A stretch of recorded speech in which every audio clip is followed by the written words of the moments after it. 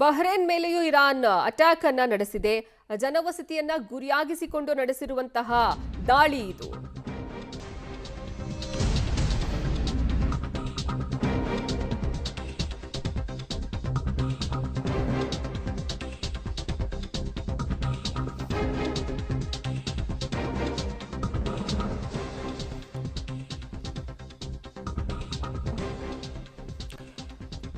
America ಸೇನಾ ನೆಲೆ ಬಳಿ ಇರುವಂತಹ ಕಟ್ಟಡ, ನೌಕಾಪಡೆಯ ಪ್ರಧಾನ ಕಚೇರಿ ಬಳಿ ಇರುವ ಗ್ರ್ಯಾಂಡ್ ಏರ್ ಹೋಟೆಲ್. ಇಲ್ಲಿಗೆ ಅಮೆರಿಕದ ಮಿಲಿಟರಿ ಸಿಬ್ಬಂದಿ ಆಗಾಗ ಬರ್ತಿರ್ತಾರೆ. ಅವರು ಬರುವಂತಹ ಸ್ಥಳ ಅದು.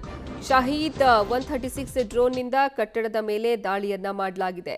ಇರಾನ್ ಡ್ರೋನ್ ದಾಳಿಗೆ 15 ಸಾವಿನ ವರದಿ ಸಿಗ್ತಾ ಇದೆ. ಬಹ್ರೇನ್ ಮೇಲೂ ಸಹ ಇರಾನ್ ಅಟ್ಯಾಕ್ ಅನ್ನ ನಡೆಸಿದೆ. ಜನವಸತಿ ಪ್ರದೇಶವನ್ನೇ ಗುರಿಯಾಗಿಸಿಕೊಂಡು ನಡೆಸಿರುವಂತಹ ಡ್ರೋನ್ ದಾಳಿ ಇದು.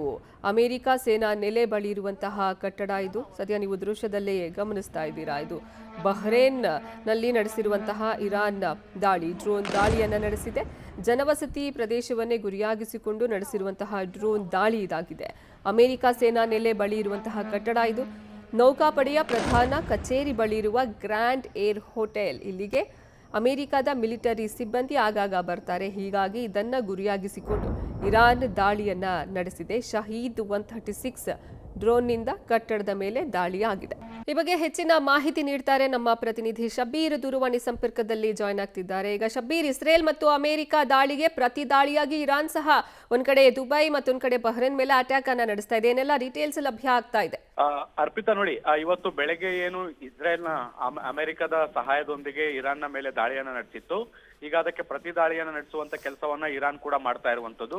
ಮುಖ್ಯವಾಗಿ ಬಹ್ರೇನ್ ಆಗಿರ್ಬೋದು, ಕತಾರ್ ಆಗಿರ್ಬೋದು, ಅಬುದಾಬಿ ಆಗಿರ್ಬೋದು, ದುಬೈ ಆಗಿರ್ಬೋದು, ಈ ಪ್ರದೇಶಗಳಲ್ಲಿರುವಂತಹ ಅಮೆರಿಕದ ನೌಕಾ ಮತ್ತೆ ವಾಯು ನೆಲೆಗಳನ್ನ ಟಾರ್ಗೆಟ್ ಮಾಡಿ ಈ ಒಂದು ದಾಳಿಯನ್ನ ನಡೆಸುವಂತ ಕೆಲಸವನ್ನ ಸದ್ಯಕ್ಕೆ ಇರಾನ್ ಮಾಡ್ತಾ ಇರುವಂತದ್ದು. ಮುಖ್ಯವಾಗಿ ಬಹ್ರೇನ್ನ ವಾಯು ನೆಲೆ ಇರುವಂತಹ ಹತ್ತಿರದಲ್ಲೇ ಇರುವಂತಹ ಒಂದು ಹೋಟೆಲ್ ನ ಮೇಲೆ ಕೂಡ ದಾಳಿ ನಡೆಸುವಂತ ಕೆಲಸವನ್ನ ಮಾಡಲಾಗಿದೆ. ಈ ಒಂದು ದಾಳಿಯಲ್ಲಿ 15ಕ್ಕಿಂತ ಹೆಚ್ಚು ಮಂದಿ ಮೃತಪಟ್ಟಿದ್ದಾರೆ ಅನ್ನುವಂತಹ ಮಾಹಿತಿಗಳು ಈಗ ಸದ್ಯಕ್ಕೆ ಬರ್ತಾ ಇರುವಂತದ್ದು. ಸಾವು ನೋವಿನ ಸಂಖ್ಯೆ ಇನ್ನಷ್ಟು ಏರಿಕೆ ಆಗ್ಬಹುದಾದಂತ ಸಾಧ್ಯತೆಗಳು ಕೂಡ ಇದಾವೆ. ಒಂದು ಕಡೆಗೆ ಈ 4 ರಾಷ್ಟ್ರಗಳನ್ನ ಟಾರ್ಗೆಟ್ ಮಾಡಿದ್ರೆ, ಮತ್ತೊಂದು ಕಡೆಗೆ ಇಸ್ರೇಲ್ನ ಟೆಲ್ ಅವೀವ್ ಮತ್ತೆ ಸುತ್ತಮುತ್ತಲಿನ ನಗರಗಳನ್ನು ಕೂಡ ಟಾರ್ಗೆಟ್ ಮಾಡಿ ಇರಾನ್ ದಾಳಿಯನ್ನು ನಡೆಸುವಂತ ಕೆಲಸವನ್ನ ಕೂಡ ಮಾಡ್ತಾ ಇರುವಂತದ್ದು.